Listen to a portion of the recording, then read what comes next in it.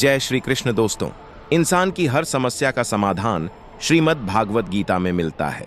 भागवत गीता एक ऐसा महासागर है जिसमें दिल को हौसला देने वाले संदेश भरे हुए हैं जो निराश इंसान को जिंदगी में उम्मीद से भर देते हैं। दोस्तों, मुझे पूरा भरोसा है कि आप ये वीडियो अंत तक जरूर देखेंगे और इसके शब्दों को शांति से सुनकर समझेंगे तो न सिर्फ आपका मन गहरी शांति का अनुभव करेगा बल्कि आपके सोच और जिंदगी में बहुत सकारात्मक बदलाव भी आएंगे।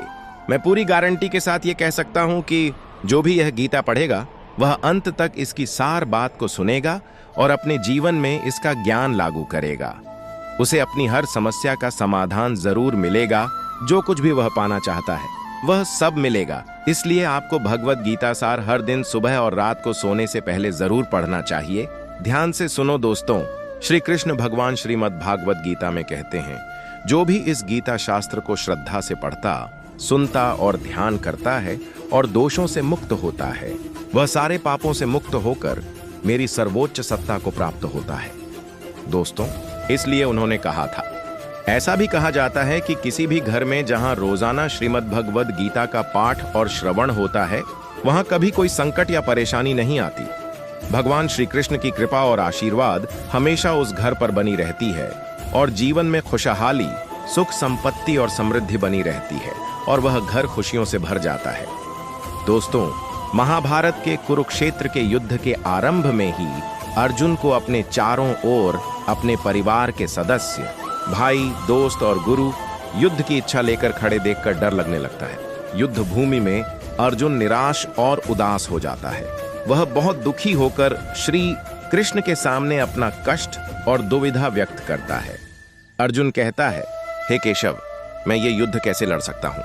इस युद्ध भूमि में जो भी लड़ने वाले हैं वे मेरे अपने ही हैं। मैं कैसे लड़ूं? मैं दादा भीष्म और गुरु द्रोणाचार्य से कैसे लड़ सकता हूँ, क्योंकि दोनों मेरे पूजनीय गुरुदेव हैं। इसलिए इन गुरुओं को मारने से बेहतर है कि मैं भीख मांगकर जीऊं। हे मधुसूदन, जिन कौरवों से मैं लड़ने जा रहा हूं वे सब मेरे भाई, धृतराष्ट्र के बेटे, ये तो मेरे ही लोग हैं। इनके सारे को मार डालने से अच्छा है कि मैं सन्यासी बन जाऊं। अगर ये युद्ध होगा तो करोड़ों लोग मरेंगे। जो सैनिक और योद्धा मारे जाएंगे उनकी औरतों का क्या होगा? नहीं कृष्ण, मैं ये युद्ध खुद नहीं कर सकता।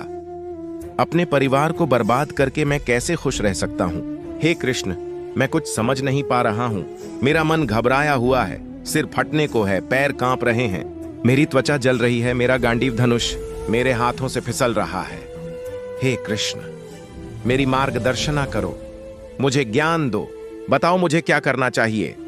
अर्जुन की इस दयनीय स्थिति को देखकर भगवान श्री कृष्ण ने अर्जुन को वह दिव्य और अलौकिक ज्ञान दिया जो कि श्रीमद् भगवत गीता के रूप में जाना जाता है, जो सिर्फ अर्जुन के लिए नहीं बल्कि हजारों सालों तक सभी के लिए उपयोगी रहा। श्रीमद् भगवत गीता आज के आधुनिक समय में भी इंसानियत और हर मानव के लिए एक मार्गदर्शक बनी हुई है।